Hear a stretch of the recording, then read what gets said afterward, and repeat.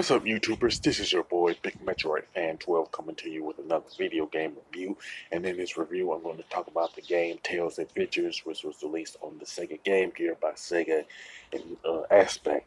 And the plot of the game is that Sonic and Tails were on vacation when they split up for a while. And while he was by himself, Tails pretty much found an island, and he called it Tails Island, and he pretty much went to sleep at some point, and when he woke up, he pretty much saw an army of Robo Ducks trying to invade the island, and pretty much Tails on a mission to stop the Robo Ducks from invading the islands and stuff like that. Now, there's this game is kind of like pretty much similar to the Metroid franchise, where you pretty much do explore, you do a lot of exploration. You do, which means you do a certain amount of backtracking throughout the course of the game and stuff like that and everything. Plus, you can get like weapons throughout the course of the game, you know what I'm saying, and build up your health and stuff like that.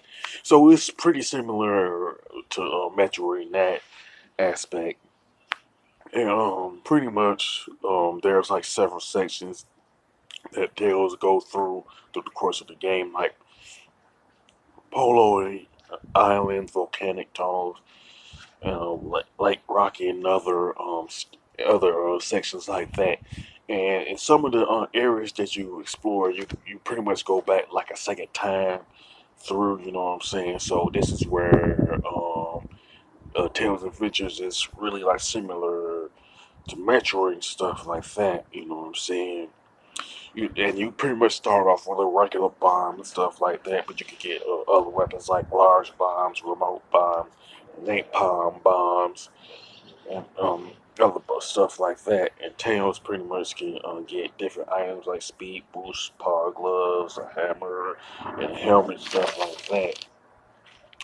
And pretty much some of the stages, there are some stages in the game where Tails can pretty much drive a submarine, and you can get like various weapons so for the submarine, like the Vulcan gun, the proton torpedoes, air-to-air missiles, and mines and stuff like that.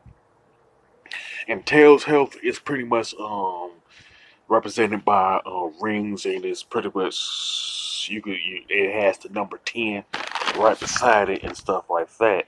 And you can increase Tails' health by collecting different types of gems represented by different colors, and the colors are blue, green, purple, red, white, and yellow, emeralds and stuff like that. Once you like grab them, it will like automatically increase his health to like 99. You know what I'm saying? Another aspect that is similar to the Metroid franchise, stuff like that. You know, and you pretty much face different bosses, but it's like probably like 4 or 5, something like that. You know what I'm saying? So it's not like a lot of bosses and stuff. You know. Now, as far as the graphics and design and stuff, they're pretty good. You know what I'm saying? With some excellent color palettes, and the controls and gameplay are pretty good. And there's a good list of weapons and items that you can get throughout the course of the game, like I mentioned earlier, with the bombs and weapons for the submarine that Tails drives in and stuff like that. And the soundtrack is pretty good, and I think it's one of the best soundtracks to come from a game gear title and stuff like that. Now, people have complained that Tails Adventures is too slow. You know what I'm saying? When you like compare it to games where Sonic is the main protagonist in it, like the Sonic the Hedgehog trilogy for the Genesis, stuff like that. But I think that particular complaint is really unwarranted because speed was never Tails' strong suit to begin with. He was, of course, he's more known for flying because he's two tails and stuff like that and everything. So I don't see how that aspect of Tails' Adventures should be like a legitimate complaint. You know what I'm saying? Now, the fact that Tales of Adventures is not fast paced really makes sense, you know what I'm saying? Because of that, you know.